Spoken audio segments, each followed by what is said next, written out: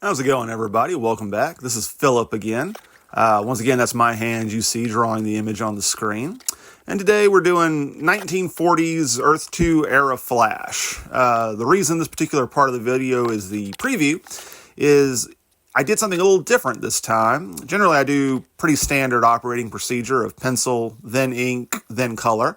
And I've noticed in the last couple of videos that actually creates, kind of drowns out the inks. So I thought I'd do something a little different this time. We'll go into it when we get back to that section of the video. Right now you see me kind of drawing a halo around the picture to map out where this guy's whole body is going to go out. Had some trouble with an eraser there. But what we're doing is, coming up here now, we're using a reference from a famous painting of Mercury. And we're going to take that and turn that into a standard superhero picture. If you noticed the last couple of videos, I've sort of gotten into the habit of trying to design my own image and my own costume instead of just completely copy and pasting another artist's work. And so far, so good. I've really enjoyed the results. You can see there in the corner, peeking out at the corner of the screen, is my tablet with the reference I'm using, this one right here. And it was kind of interesting. I guess there's only so many ways to draw a guy running. It was pretty easy to find images of Jay Garrick that matched up with the drawing I was doing. And right now you see me laying out the leather gloves I decided to put on Jay Garrick. I borrowed from this particular version of the character. That's the Jay Garrick from season 2 of the CW TV show The Flash. And that particular version of the character, played by that particular actor, Teddy Sears, is definitely my favorite version of the Flash in any iteration. Costume-wise, I find I'm more partial to suits that look like real-world costumes instead of Halloween costumes. So the helmet and the boots and the gloves and the leather look... Basically, if I got super speed, I would dress more like Jay Garrick than Barry Allen. No disrespect intended, it's just what I call the Green Hornet effect. Regular clothes with masks tend to look better than full body spandex. Now in this image I had two different directions I could have gone with the wings on the helmet and the boots. Ended up, I decided to go back to that picture of Mercury and do the more feathery style versions of wings over the more classical 1940s, 1930s sleek, what you call maybe Art Deco design. That was definitely a way to go, and a way that has often gone with Jay Garrick's outfit. But because of that, I decided let's be rebels and go back to the classic Greek-inspired style. Actual naturalistic wings off of his clearly artificial helmet and boots. And again, in an effort to learn from my mistakes on past videos, I went full profile on this version of Jay Garrick. It's easier to draw a profile than a head and literally a face in any other position. And once again, one of the lessons I learned over and over again doing these videos is that less is more. So I'm going to put less ink and colors onto that face than I have any other face I've drawn lately for this series of videos. Kind of like George Costanza once said, my presence in that office can only hurt my chances. The more of me I put in a drawing, maybe the worse it looks. The more I leave to the imagination, the better things tend to look overall.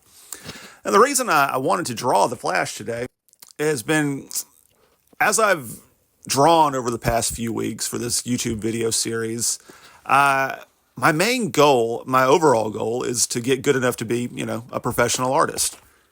And what these series of videos have been me rediscovering my love of art. Before you can become an expert in the technical, you have to kind of rediscover your love for what you're doing. Real quick, right now, what I want to point out is I'm erasing big chunks of the image, but I'm only erasing them down so far as the marker won't interact with the pencil.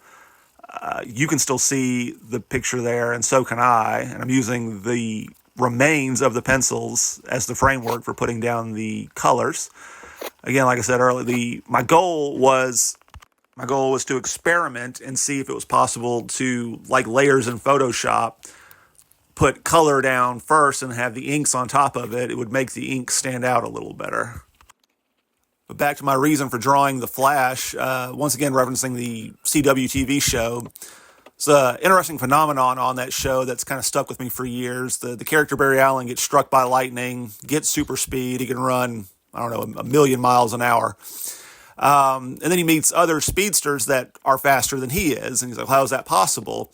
And as his team of scientists that for some reason he has in this version of the show work with him, they realize that he's running badly. He's running the way an out of shape, nerdy 25-year-old guy would run, all flat-footed and flapping his arms. And it's discovered that, doing that, he can run let's say a 1,000,000 miles an hour. But if he actually used proper running technique, foot position, leg motion, all these things, he could go from 1,000,000 miles an hour to 10,000,000 miles an hour just from learning how to run correctly. So that's been my overall goal. That's my upcoming goal for these videos. Right now, I kind of consider myself a version of the Flash that is running flat-footed and flapping his arms, just relying on whatever skill, whatever talent I was born with, and whatever skill I acquired as a kid drawing superhero comics and superhero characters over and over again. But I'm doing these videos and then watching them myself and realizing the mistakes I made and then going back to YouTube to find other better, more accomplished artists and figure out, okay, well, how am I inking wrong? Like, how do you ink right? How do you color right? What is color theory? How do you position the body, the anatomy and everything? Like, the things I realize I'm doing wrong, I'm doing them, realizing I'm doing them wrong, and then seeking out someone to teach me how to do it correctly. So my hope is that as I go on, I'll be doing less and less of these single figure drawings and doing more videos of actual penciling and sequential storytelling. I would love to kind of either take a public domain story or maybe just write my own, write a little 5-10 page story and then draw it on camera for you and have you watch me as I figure out, again, what I'm doing wrong and what to do better. And as I figure out the mistakes I'm making, I'll go back to YouTube and find other YouTubers that can tell me what I'm doing wrong when it comes to drawing actual sequential comic book storytelling and then learning from that and getting better. So that's sort of my overall, 1-year plan for this channel. Right now, I'm just rediscovering my love for drawing. So I'm drawing the way I would if I was a kid again, just drawing big, fun superhero pictures and adding what bits of business I've learned over the years, basically doing a more accomplished version of what I would do as a kid. Here's me trying to get my maker's mark right. 3rd time's the charm. Just gave up on the pen and just do it with pencil. Those are my initials. It's a little design I made, again, when I was like 15, 16, 17 years old. And we're about finished, guys. This is because I approach this in a different manner than I normally do. I have mixed feelings about the result. I think the drawing looks good. I think it looks underdrawn. Most of my drawing and rendering is done at the inking stage. I'm realizing this about myself as I'm saying it out loud. And I actually go back later and add a little more black to try to, this is the second version. And coming up now, we've got the references I used for this drawing. Feel free to take these and try to make your own version of Jay Garrick. Let me know in the comments what you think of this one and if you have any suggestions for future videos. Thanks, guys. Bye.